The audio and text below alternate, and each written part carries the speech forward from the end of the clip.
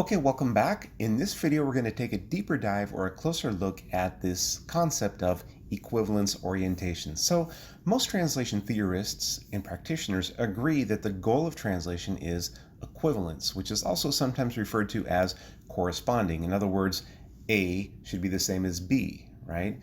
And again, most translation theorists and practitioners don't really think that you can attain perfect correspondence or perfect equivalence at each and every level of the source text target text dynamic, that's not necessarily a realistic goal.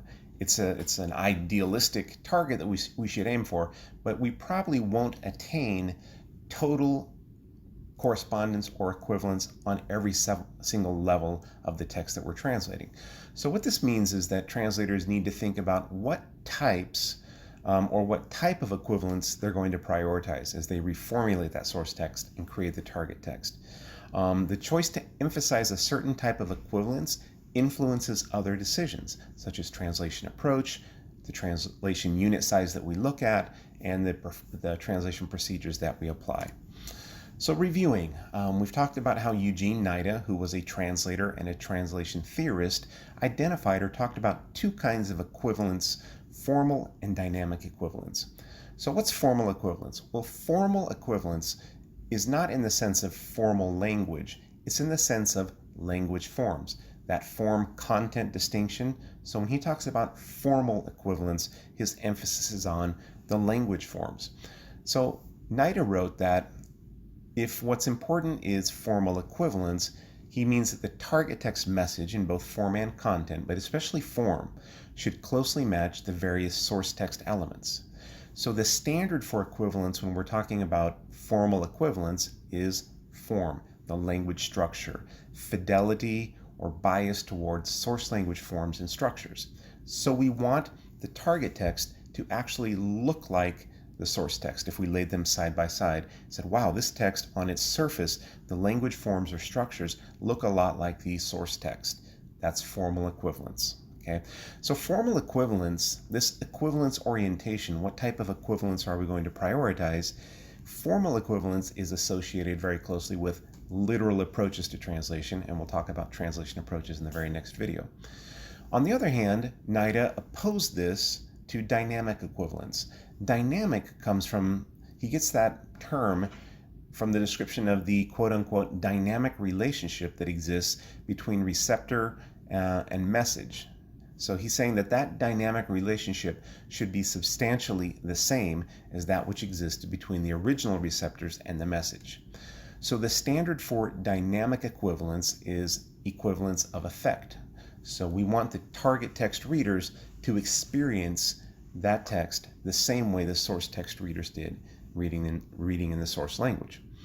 So a couple of related ideas about dynamic equivalence or equivalence of effect is that dynamic equivalence translations are trying to attain complete naturalness of expression. That's Nida's term, complete naturalness of expression. Because if we want the target language reader to experience the text in the same way, it has to seem natural. The language needs to seem natural or idiomatic. And also, it's associated with a freer approach to translation. Now, Peter Newmark, who was another translation theorist, recognizes formal and dynamic equivalence, but also adds a third equivalence orientation, which is cognitive equivalence. And maybe Nida didn't think of this one because it is sort of a no-brainer, or he didn't mention it. Certainly he thought of it.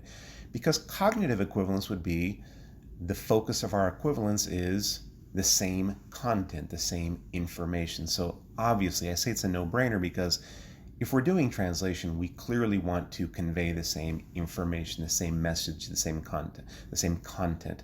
So Newmark calls this cognitive equivalence. So now we have three types: formal equivalence, or three orientations. Formal, which means the focus of the equivalence effort is on the forms, the linguistic forms and structures. Cognitive equivalence, so we're targeting the same message, the same information, the same content. And dynamic equivalence, so we're prioritizing that the target text reader in the target language will experience or feel the same effect as source language readers or source text readers. So one thing that Newmark points out is the alignment between these three equivalence types or equivalence orientations, and the primary language functions, the three primary language functions identified by Carl Buehler that we've seen in previous videos. So if you think about a primary language function as being expressive, or the purpose of the language is to express ideas, emotions, right, of the author, then we're targeting that correlates or is associated with formal equivalence.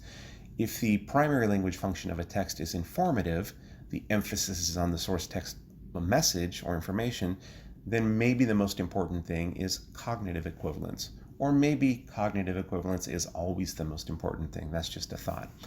And then finally, if the primary language function of a text is vocative or persuasive or appellative, the emphasis is on having the target text reader do something, react in a certain way, take a certain course of action, or feel something, then naturally we would be prioritizing dynamic equivalence. So I just wanted to show you one text to sort of, this makes, I think, especially formal equivalence, the importance of formal equivalence, and also the rarity of the importance of formal equivalence, kind of, it brings that out. This is a text on the right-hand side of the slide. This is a poem by the Chilean poet Vicente Huidobro, and this is a text called La Capilla Aldeana, right? So like the small town chapel. And you can see that the language forms are very important. And any translation, any effective translation of this text would have to take into account and probably prioritize, perhaps to the exclusion, right, or the de-emphasis of the other two types, formal equivalence. We would want the language forms and structures to be as equivalent, because obviously this is a sort of graphic or visual poem where he's using words to create the shape of a chapel, of the church, right? So this just illustrates sort of the rareness, right, the rarity of having to emphasize formal equivalence. Most of the time, most texts that get translated, we want to focus on obviously cognitive equivalence, the same information, but also dynamic equivalence, so that it comes across as natural to the reader and the target text reader experiences the same text in the same way as a source text reader would have. So I think that's it on the the equivalence orientations. The next video will take a closer look at translation approaches.